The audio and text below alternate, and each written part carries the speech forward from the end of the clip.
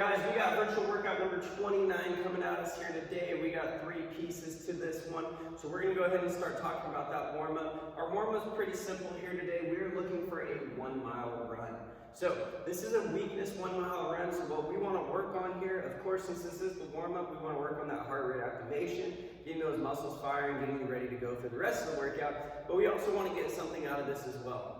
So what I want you guys to do is break this up into 400 meters, right? So the first 400 meters, I want that to be your warm-up pace. I want that to be nice and easy. And then what I want us to do is something called negative splits.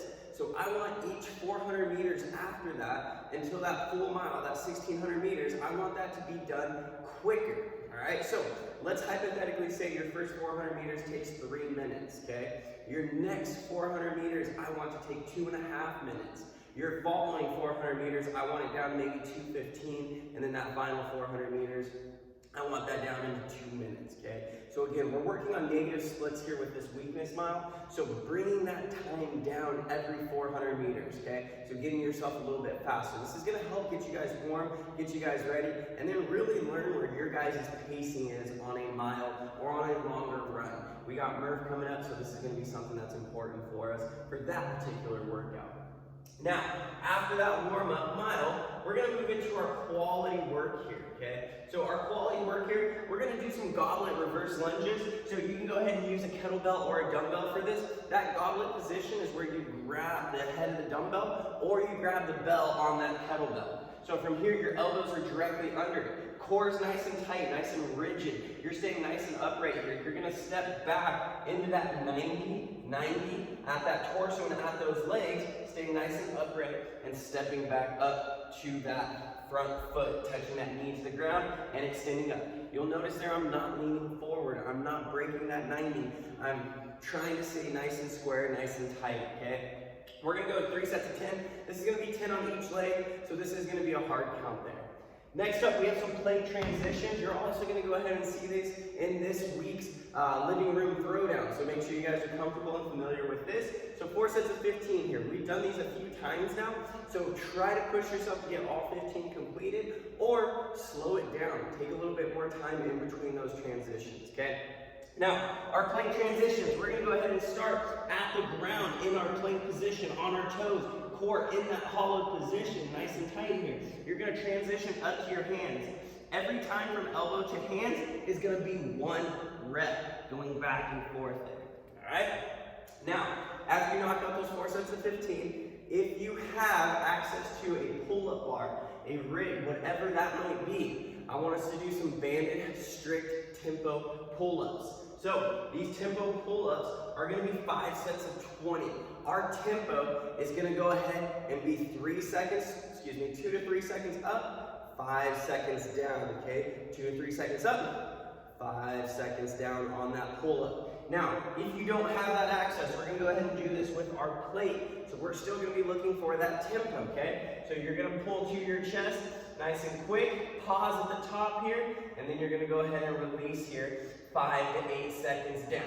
Quick to the chest, pause at the top, 5 to 8 seconds here. Remember, in this plate row, you're gonna go ahead and keep that core nice and tight, hinging from those hips. Those hips are gonna go back. Core is tight. You're gonna retract those shoulder blades, pull those elbows together at the top, squeezing those scapulas between that spine. So again, we're gonna go 5 sets of 20 here. So you're gonna go ahead and knock this one out. After you do that, you're gonna go ahead and video 2 to 3 reps of you completing a dumbbell or kettlebell snatch from the front and from the side. You're gonna go ahead and take that video, you're gonna post it to the TFS members page, you're gonna tag myself or Tia in it, and that way we're gonna go ahead and give you that video critique. Now we're gonna talk about that movement here in a second as we start talking about our workout. Our main Metcon for today, this is 4 time, guys. We have 10 rounds. Lots of rounds here, but we only have 2 movements. So this is a couplet. Pretty classic CrossFit style couplet. We have a body weight or a gymnastic style movement, followed by a little weightlifting. So our first movement is that reverse burpee. So you guys have been doing these reverse burpees for a little while now.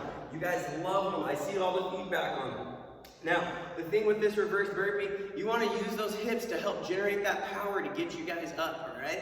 So if you're having trouble with this, again, utilize those hips. It's the same thing from a snatch, right? We use those hips to drive up. We're going to use those hips just in a little bit different motion to go ahead and help drive us up. So on that reverse burpee, you guys are going to come here to the ground. I would suggest being about shoulder width apart. You guys are going to go ahead and kind of drop into that squat, right? So that way we're going to get lower to the ground. We're not going to just fall down to the ground. So you're going to drop into that squat, roll back onto your back, okay? Now, as you roll back onto your back, you want to try to get up here into those shoulder blades, okay? You want to roll back far, keeping those feet in front of you. You're going to have those hips closed off. From there, you're going to push with those legs and open up those hips, okay? So when you're back on those shoulder blades, you're gonna drive those legs forward, kind of like a kipping handstand push-up or a powerful extension off of the ground in a clean or a snatch. So again, bending at those legs, rolling back, powerfully coming up off of that ground, okay? So again, it's in those hips, driving through those hips. That was a terrible example, but that's what we wanna work on there, guys. You're gonna go ahead and knock out 16 of those reverse burpees.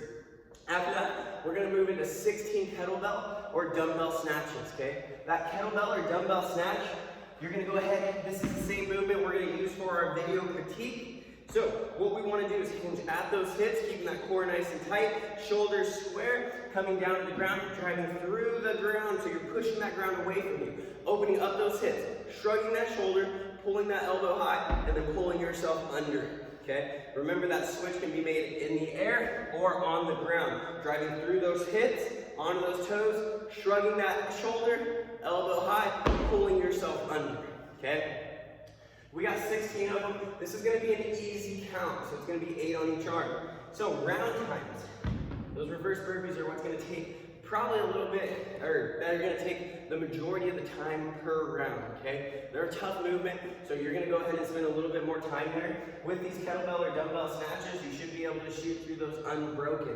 However, I would still expect to see round times between a minute and a minute 30, so we should get this one done between 10 and 15 minutes here, no problem. Intensity-wise, it's going to be quite an intense workout, right? That reverse burpee's tough. Those dumbbell snatches, the weight's not going to be heavy enough to slow you down. So this is going to be a high heart rate zone. This is going to be somewhere between that 85 to 95+%, okay? That dumbbell snatch is going to be your active recovery. So you